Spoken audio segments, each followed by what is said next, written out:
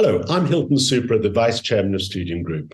Today I have the pleasure of speaking to Paul Sutcliffe, founder of EVORA Global, which is pioneering real asset sustainability by integrating with business strategy and effective management systems.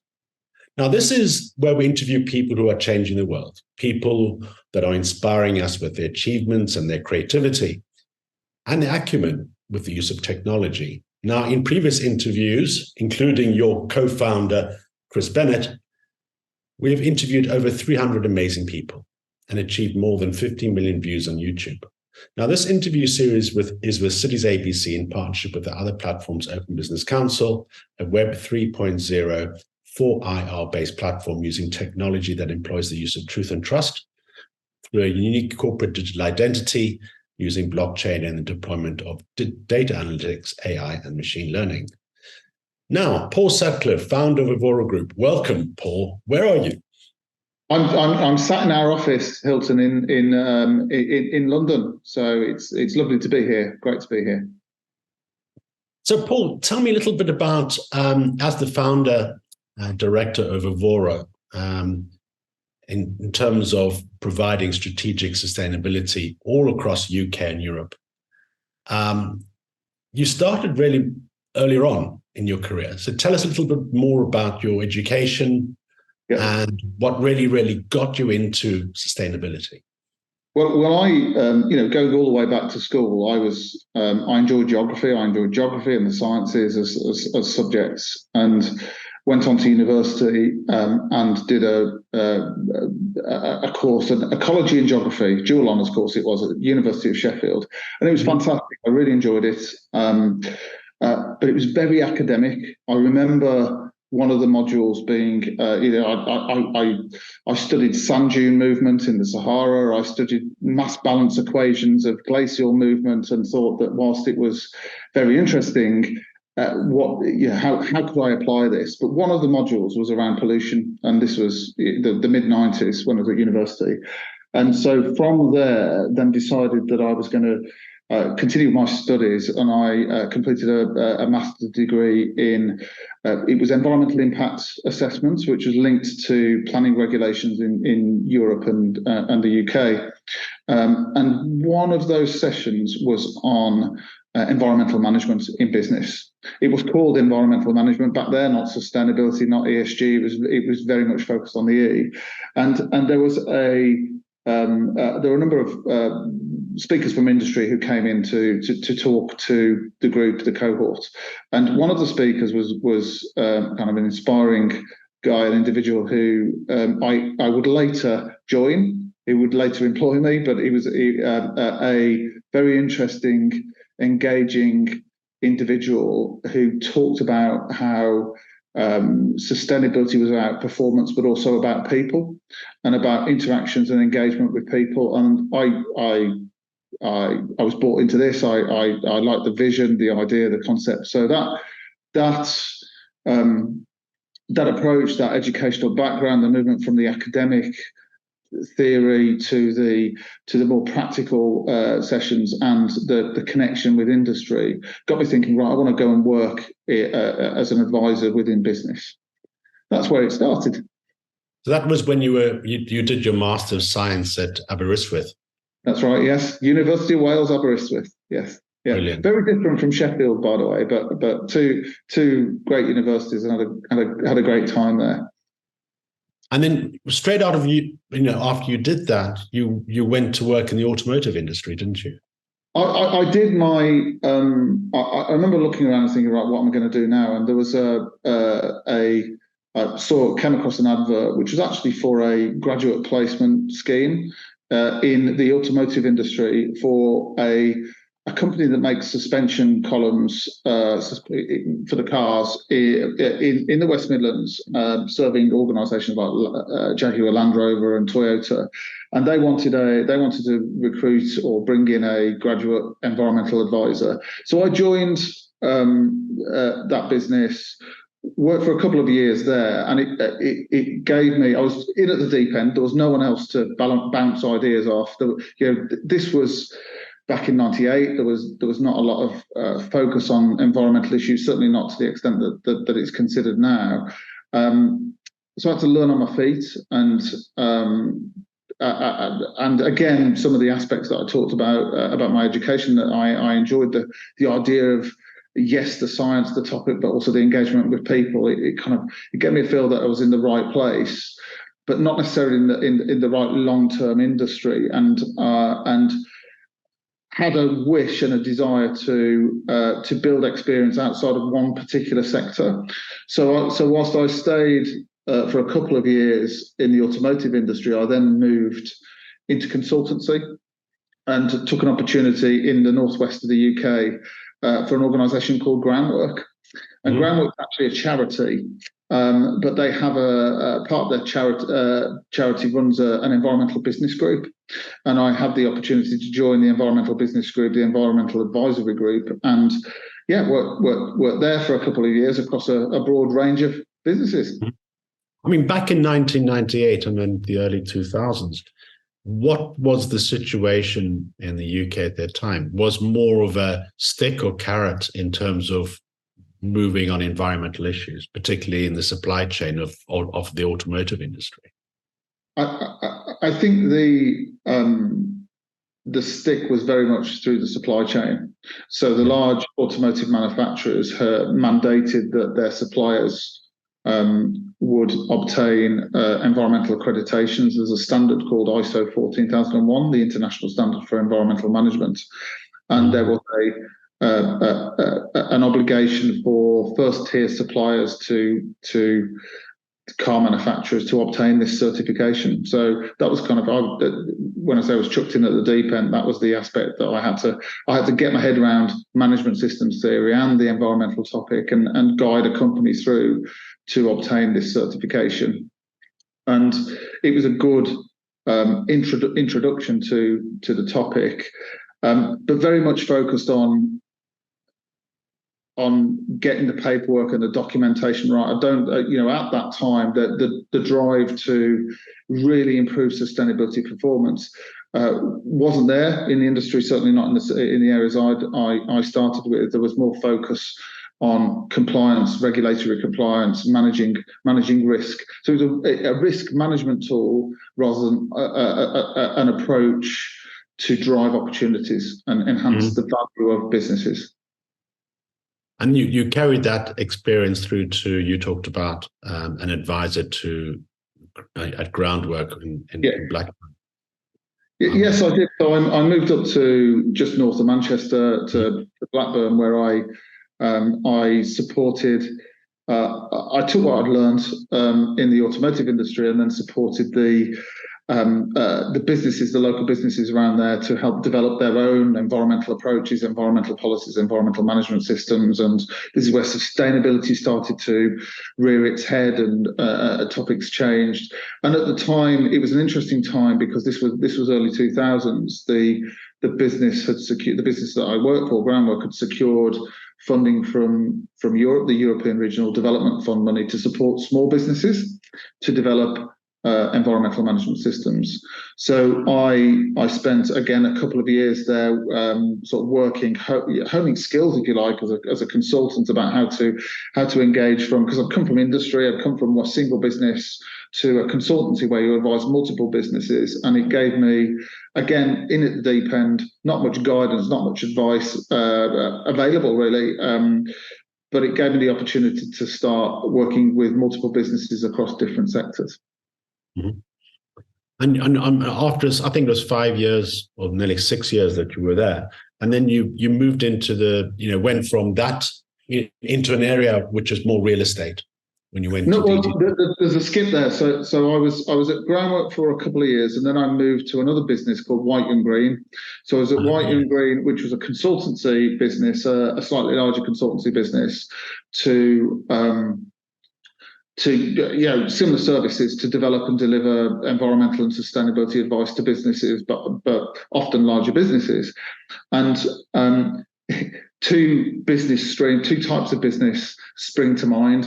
whilst I was at Whiting Green. One is real estate. So I started to get involved in supporting real estate clients, which we'll come back to. The other was a segue into the wines and spirits industry, where one of my clients in the early days was Allied Domecq Global Wines and Spirits manufacturer, and at the time we'd supported that business by completing environmental benchmarking exercises across globally across their business. And I remember my boss got to go to South America, the Americas. I got Europe, but in getting Europe, I got the wine country. So I remember spending time in northern Italy, time in the Champagne region, and also in Marseille. Marseille, obviously not wine, but where the Pastis 51, and learning how different businesses and industries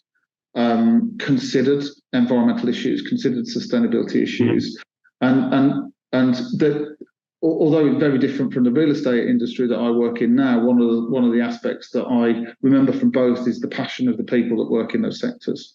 So I remember finishing the work, and I was a relatively junior consultant at this time, finishing the audit or the benchmarking exercise that we'd run, and then without delay, the team at Allied Domecq would take us tasting, so we'd test the product, and they were so proud of this product. And the same concept works for real estate. So when you look at and you engage with clients that we now work with, there is a pride and belief in what we're trying to do, that yes, there are bricks and mortar buildings. These are buildings that we're supporting, that we're helping to be more sustainable, enhance. And one of my key beliefs is a sustainable building isn't a building that's just purely environmentally efficient, energy efficient, but to be sustainable, primarily it's got to be used. People have got to enjoy being there or benefit from being there, and so buildings have to be occupied, they have to be enjoyed, used, functional, adaptable, and so I saw parallels between the two sectors. But then and then whilst at Whiting Green, the other client base that I'd started to develop, real estate, got more interesting. And one of the clients that I was working for was a firm called DTZ. And at some point along the line, DTZ said, "Well, why don't you come and join us, Paul?"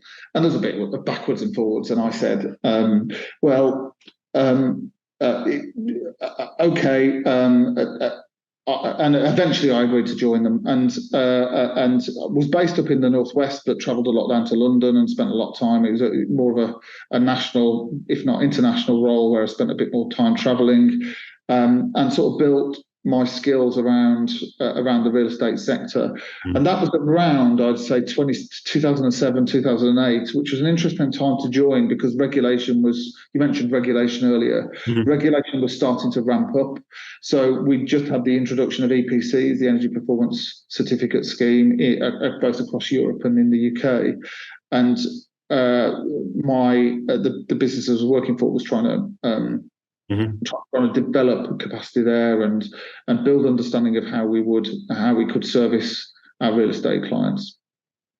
I mean, it's a real challenge for you to go from, obviously when you were at Allied Domecq and you were dealing with century-old practices to make wine, sherry, port, and all these, all over Europe, and where the processes have been stuck in and evolved over centuries, effectively.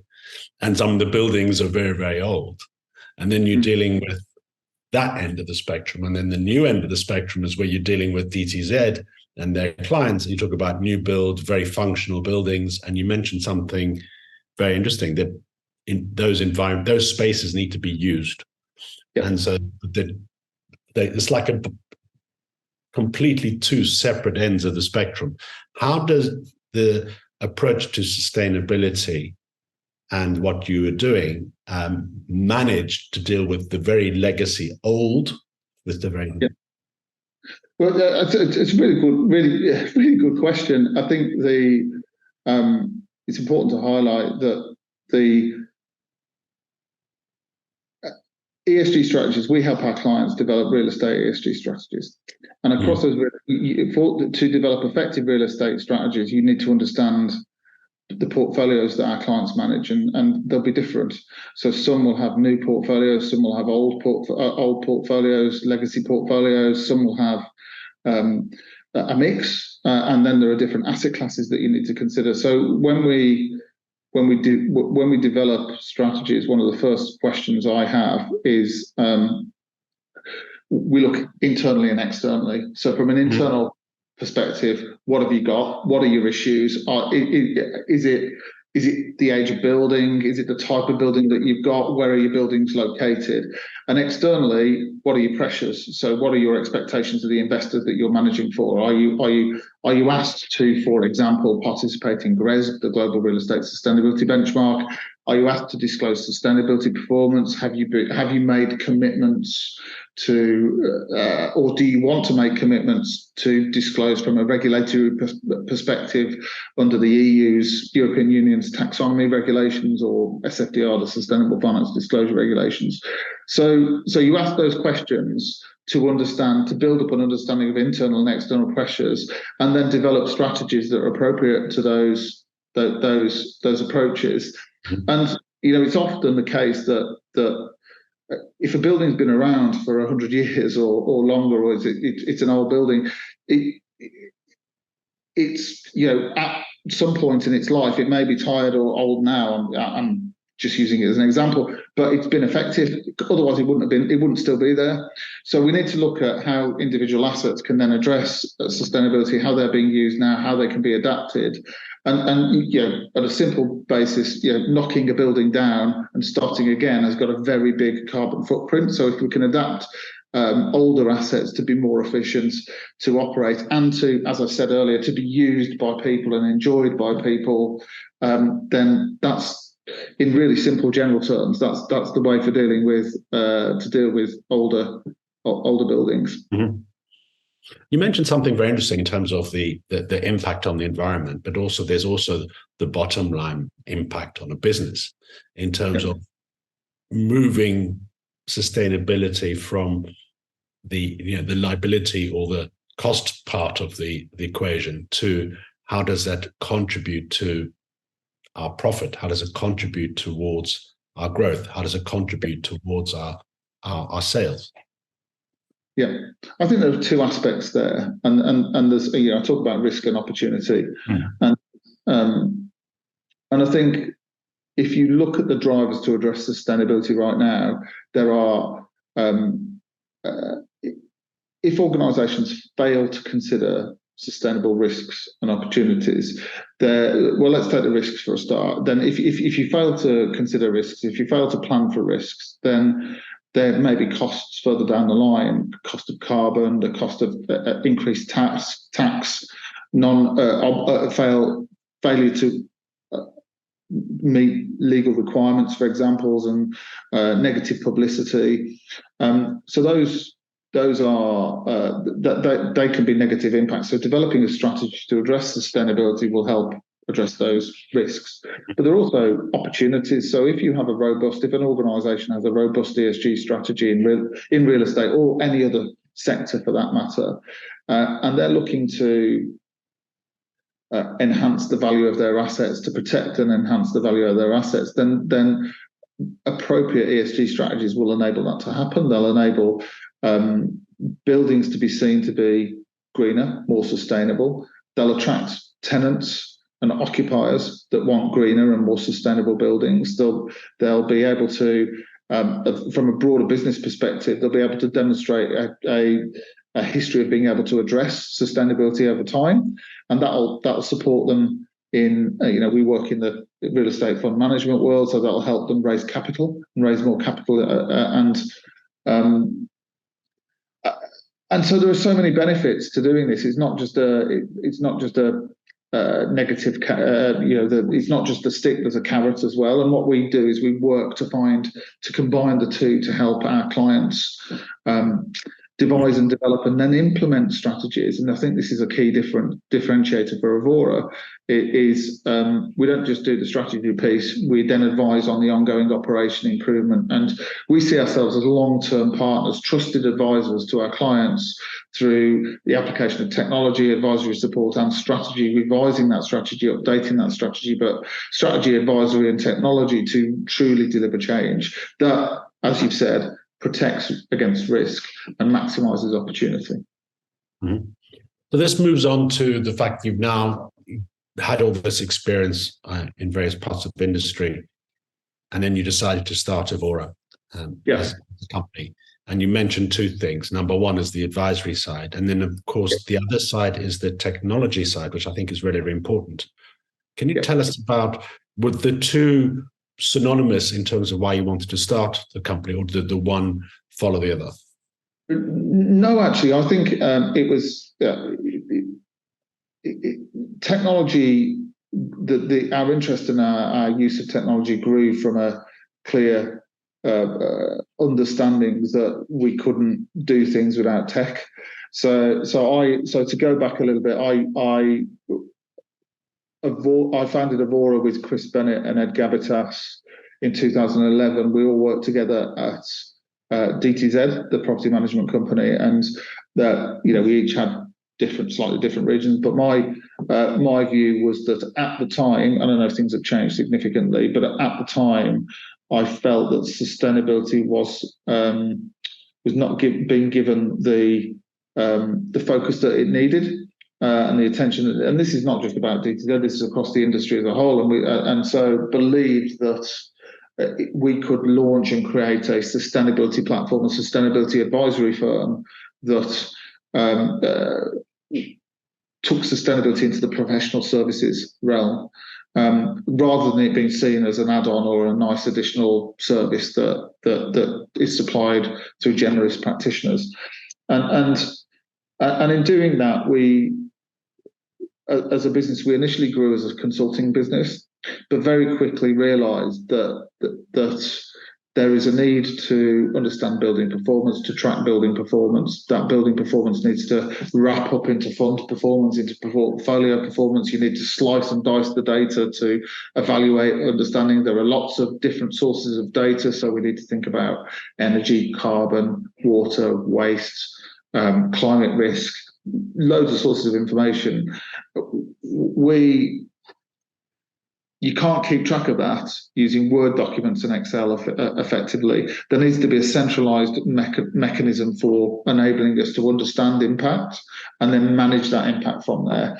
So the approach that we took was to, fairly early in our journey, was to move to pivot from a purely advisory business into an advisory business with a technology platform. And Sierra, our technology offering, has grown as a result of that. So Sierra is all, it's evolving all the time. It's basically the backbone of the work that you do. So would you say that's your big differentiator in the industry compared to your competitors? I'd say that there are compared to our competitors, the key differentiator, our USP, is that yes, we have a tech platform, yes, we have advisory, and yes, we have strategy, but we provide both.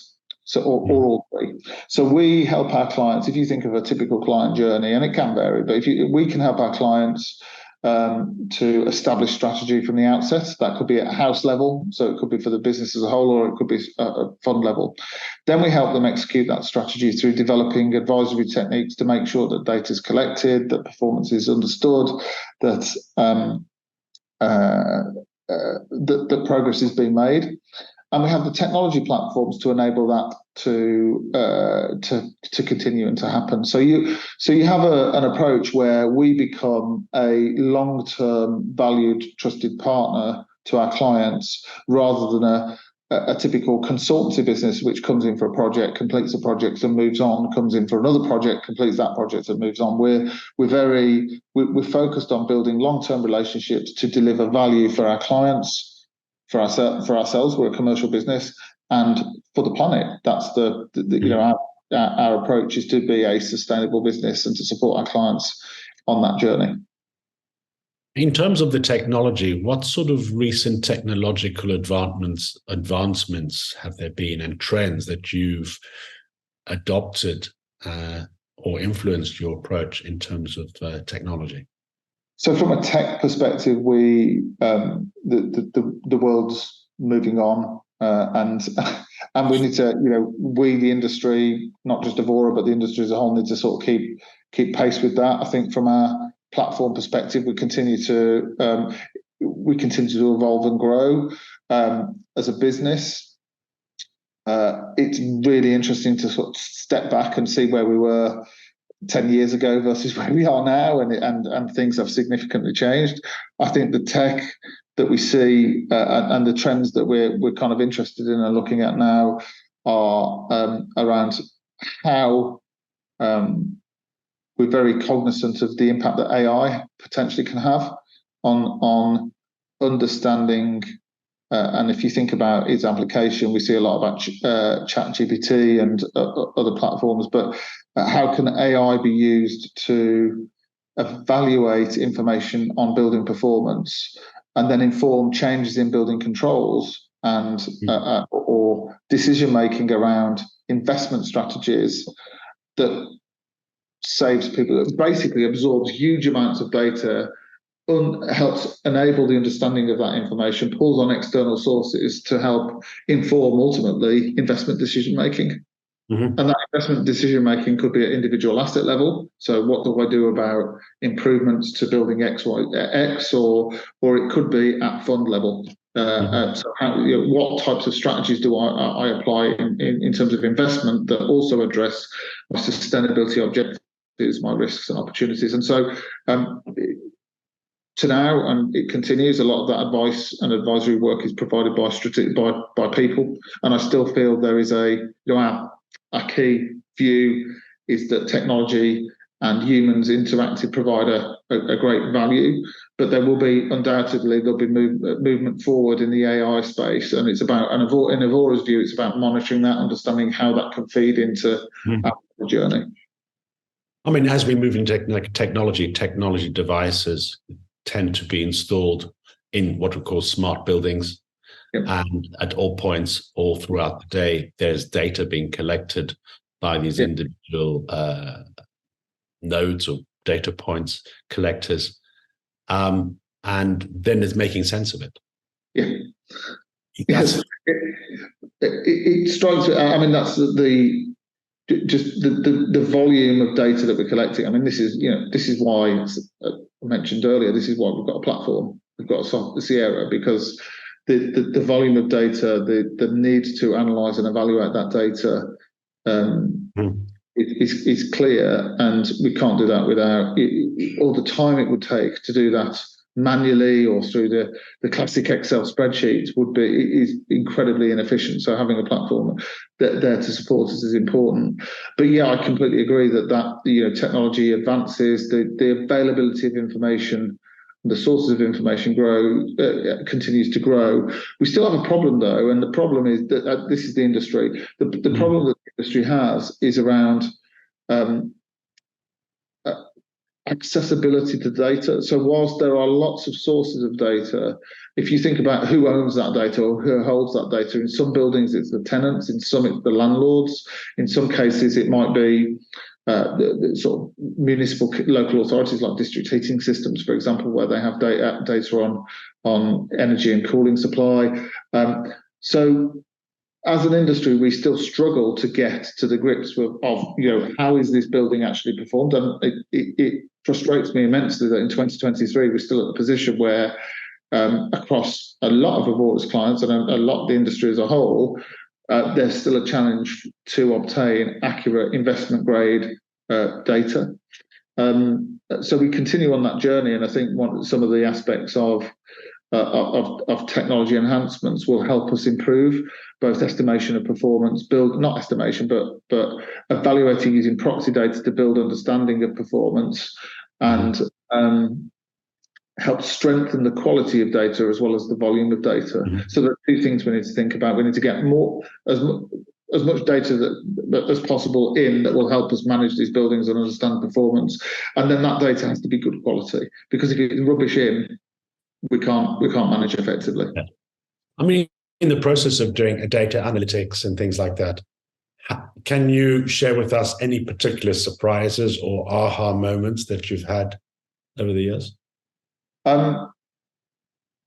So the surprises of the quality.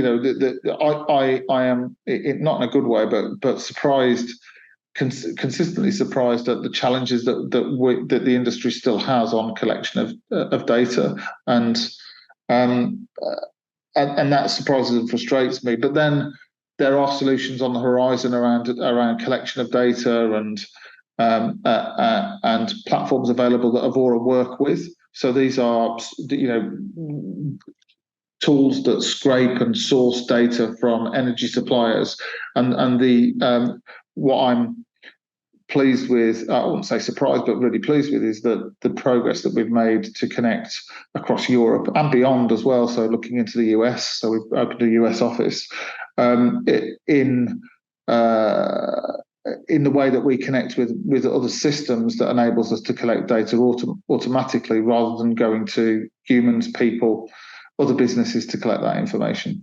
So the progress we've made there has been a positive, I won't say surprise, but a positive step forward. And then the automation that we have within our own platform to pick out errors, to understand trend analysis, to help complete that first phase of validation and verification, if you will, of the data, has been, and the work that our tech guys do to make that happen has been fantastic. So, I mean, obviously you're dealing with hard data all the time, and most of the data, as you mentioned before, sometimes sits in silos and it's very difficult to get access to it. Yeah. It is improving. That's one aspect. Then you've got the other aspect, is the people that are using the spaces and interacting with the building, and their sentiment that can be collected by the users. Yeah. Yes. How to integrate that into the what I call more formal data collection process? So I think the another way of putting your question is that we've focused almost entirely so far on the E of ESG. So we're focused on the environmental component and the collection of environmental hard data points. Okay. That has been the core area of focus of many ESG strategies to date. But there is a significant progression in the S, in the social components, and to understand the social aspects of sustainability, we have to think about how people use buildings. And if we're thinking about how people use buildings, there are some hard data points that we can collect. So air quality within the buildings, for example, occupancy levels, etc., etc. But a lot of it is how people feel when they use these buildings, the satisfaction that they gain. I talked earlier about what a truly sustainable building looks like, and so EVORA are managing this by integrating surveys into our offering, so that we collect tenant and occupier reviews on their satisfaction of the buildings. That then enables us to marry the performance of the E performance, the environmental performance of the data, with the S component. And there's also, interestingly, there's been a growth over recent years they've been around for a good number of years, but there's definitely been a growth in interest in social certification. So schemes like Well and Fit Well have grown in popularity. And as a consultancy business, we support our clients to gain certification as required. But for me, what's more important is driving value through the initiatives that we implement. So don't go out and complete reports just for reports' sake. Don't get certificates just to collect the badges. Use those approaches as part of a broader strategy to deliver change. In terms of your approach, in terms of driving change, in terms of moving forward,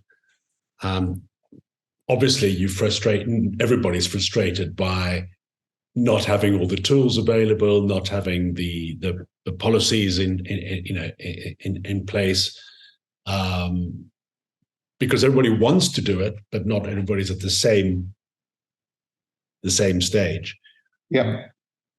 How do you motivate your clients to become much more sustainable, or is it that they want to become much more sustainable and frustrated by the lack of progress because of external factors? I think it was a lot harder 5, 6, 7 years ago. I think there's a broad acceptance that from our client base, at least, that sustainability is here to stay, that ESG has to be factored into decision-making, investment decision-making, that strategies have to be appropriately developed to address risks and opportunities. I think, and this has been a great step change in the way that the industry and other industries now think.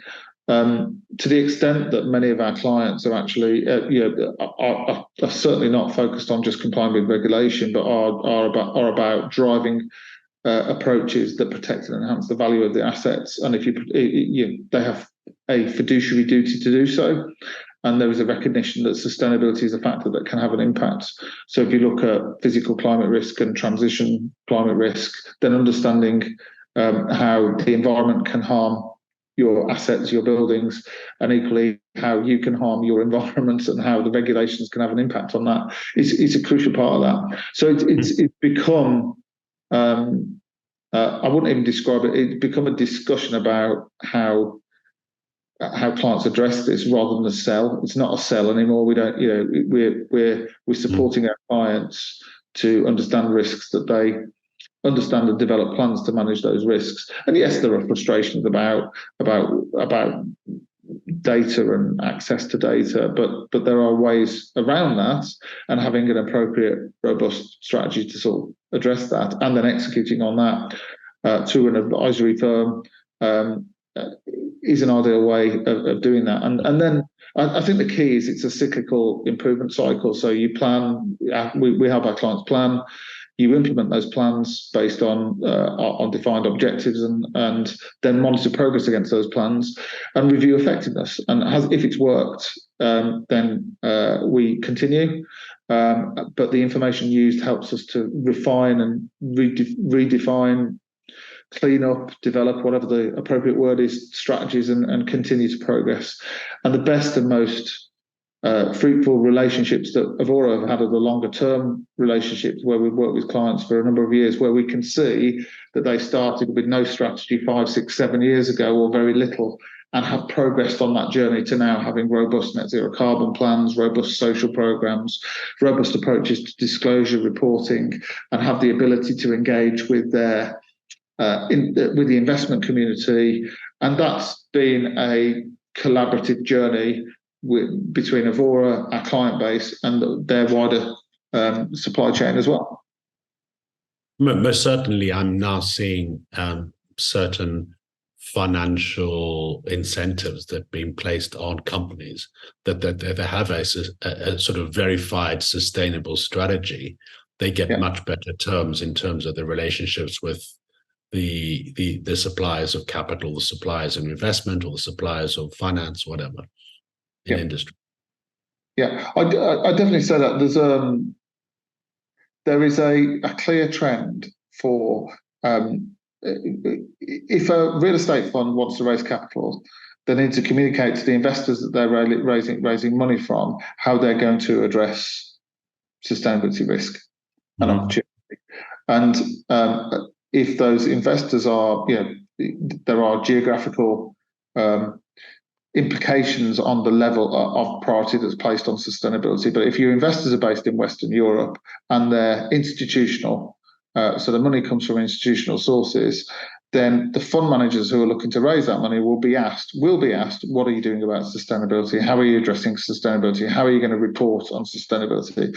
So a fund manager will struggle to raise capital from institutional sources if they cannot articulate that appropriately. But that's almost the easy part. It's the commitment. We commit to doing X. We commit to doing Y, Z. We'll progress on. We'll improve sustainability performance. We'll achieve net zero carbon by 2040 or whatever the date may be. The challenge is actually progressing. And once you've raised that capital, you've then got to report on progress against those initiatives. And I think this is another, we're at the start of a green revolution where a lot of commitments have been made, but we're still, to be blunt, we're still working our way through how we're going to get through there, whether that's from a governmental perspective or an industry perspective. So, for example, a lot of businesses set net zero carbon goals. So there are many real estate businesses with strategies to get to net zero carbon. Those strategies are still early stage, and there's a lot to work through in terms of how we are going to, as an industry, achieve those goals, because it will require investment. But that investment, in my view, that's crucial, because it both protects the value of those assets and in some cases can definitely enhance as well. Mm-hmm. So fast forward 2030. Yeah. Okay. Where do you see your role in achieving that original goal going to be? Yeah. Where do we go from there? I see far greater use of tech. So the ability to analyze data, the direct feed from buildings, some of the problems that we're still wrestling with, that will have been sorted. Understanding of building performance is there, but the requirement to interpret, understand, and help devise and review strategies will still be needed. So I think we'll have moved forward significantly. I do worry that the pace of movement is not quick enough from a planetary perspective, and so there will be the need to act will be more evident than it is, or one could argue that it's absolutely visible now. We know that we've got to do things, but that pressure will have been ramped up. And quite frankly, the more we can do in the next six and a bit years to 2030, the easier it will get. Although it may seem significant from an expenditure point of view, if we kick that can down the road, the costs just ramp up and ramp up. So I think there will be progress. I think, generally speaking, we'll have greater handle on understanding building performance, on sharing data, on progression of data. But there'll still be a big journey ahead of us from 2030 onwards. I mean, we're going to be talking and publishing this across our various platforms, so there is a large audience out there. Is there anything that you want to say to the audience? Two things: how can they help, number one, and number two, how do they get in touch with you? Okay, so how to help. So first of all, sustainability needs to be integrated into decision making within businesses. Not broaden the decision making. Sustainability needs to be integrated into all aspects of your business. So you need to think about, how do I where do I have an impact on sustainability, and what can I do to understand those risks and opportunities, and then develop programs to improve that. So think about sustainability in investment decision making. Think about sustainability in reviewing performance of buildings. Think about how it can contribute and add value. How can you get in touch with EVORA? Have a look at please visit our website. We're on the social media platforms, so LinkedIn, Twitter, X now, I believe it is, and Instagram as well, and our contact details are there. So it's EVORAGlobal.com. Paul Sutcliffe, this has been a very interesting educational moment for me. Thank you very much indeed for talking to us, and I look forward to speaking to you again. Thank you very much again. Thank you very much. It's been great. Cheers. Thank you for viewing and engaging with today's podcast. If you're interested in knowing more about citiesabc.com with openbusinesscouncil.org, go to our platforms, as well as you can also find me on social media and direct message me, Hilton Super, on Twitter, LinkedIn, and Instagram. And do go to the other interviews we have done on YouTube. And don't forget to like, and comment. So thank you very much for your time and engaging with this interview today on Cities ABC.